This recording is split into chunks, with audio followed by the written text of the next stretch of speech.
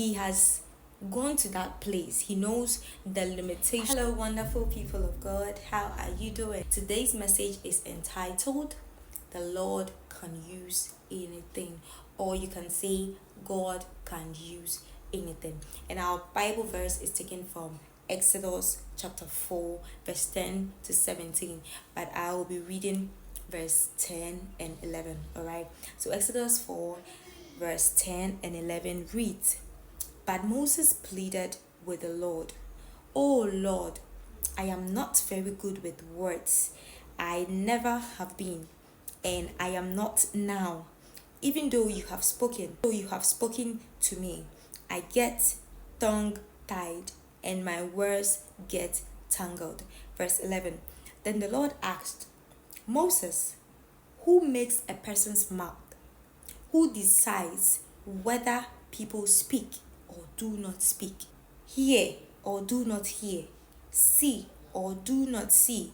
Is it not I, the Lord? Now go, I will be with you as you speak, and I will instruct you in what to say." This is the word of the Lord. Most people called in the Bible and in contemporary time are people that by all human standards are not qualified. Okay, one might even ask, why, what qualifies this person? What is so special about this person that he is going to be used, or he is being used by God? What I want you to know is that God is not a respecter of persons. God doesn't look at what you do before he decides to use you. God doesn't call the qualified. God qualifies the called. So whatever or whoever you think you are, that you feel you are so qualified for something, what I want to tell you today is that God doesn't care who you are. He calls you to qualify you. So far as you render yourself, so far as you make yourself able to receive from him, you are qualified. Okay, and then when you come into him, he now works on you. So we look at the story of Moses today. We see that Moses is a man just like all of us. He had sinned, he had run away from Egypt, and he was trying to live a normal life, but God appears to him and tells him that he is sending him back to Pharaoh to go and deliver his people. And Moses said, "God, I can't go." I'm paraphrasing this. "I can't go. You know, I am slow in speech. You know, I have a tongue tied. I cannot speak fast." And some Bible verses say that he stammers. All right. So Moses was giving God all the reasons why he cannot go. And then God asked him that, who gives people mouth? And who makes them talk? And who makes people to see? And who makes others deaf? And a lot of things that God was asking him over there. And this shows me that when God sends you, he has gone ahead of you. He has gone to that place. He knows the limitations, the breaks, the odds you are going to face, and he has put a way for you to overcome all of that they are not going to have a hold over you. So you giving excuses to God that I cannot do this, I cannot do that. Moses was flawed, everything you can think of. He was running away from his past, but God called him and said, "Come, I have a bigger agenda for you. I don't have the agenda of you hiding throughout your life." God called people were in the palace, people were in high ranking authorities, but God chose someone who has sinned, and he sent him back to that country to go and deliver his people. So today I'm here to encourage you that we are all flawed, we have all sinned, and we have fallen short of the glory of God. But I do not want you to dwell on that. What I want you to do is to surrender yourself to God.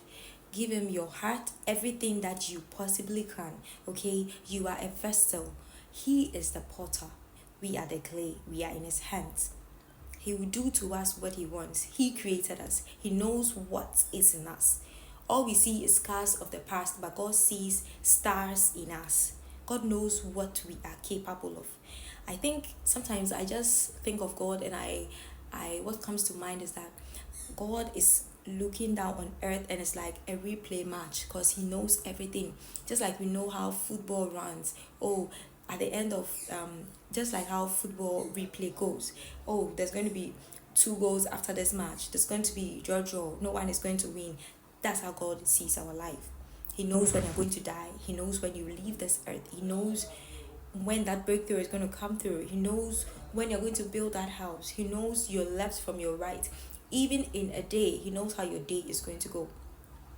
All you have to do is to leave it in his care, is to leave it in his hands. I want you to know that whoever you are, whatever sin you think you have done, whatever you think you have gone to do, that God will not forgive you.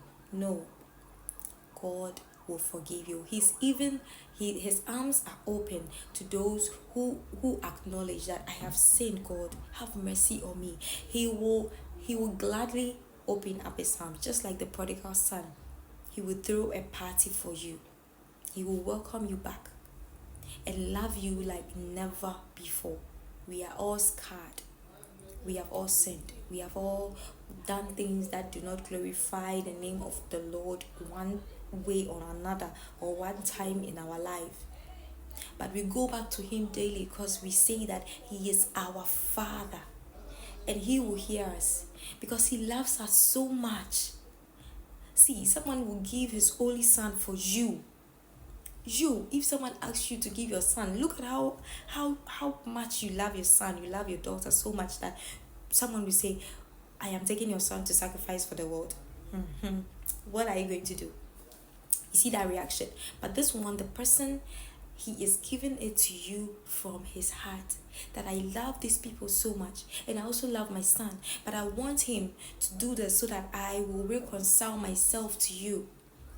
Once again, he loves you so much, so do not distance yourself from him, for God can use you. Do not feel flawed, do not feel scarred. He is the potter. He will clean those scars and make you new again, and you will be used for a greater purpose in his kingdom. Have a wonderful day, and see you in another amazing video. I hope you learned something new, and remember that God uses everything. I love you. Bye.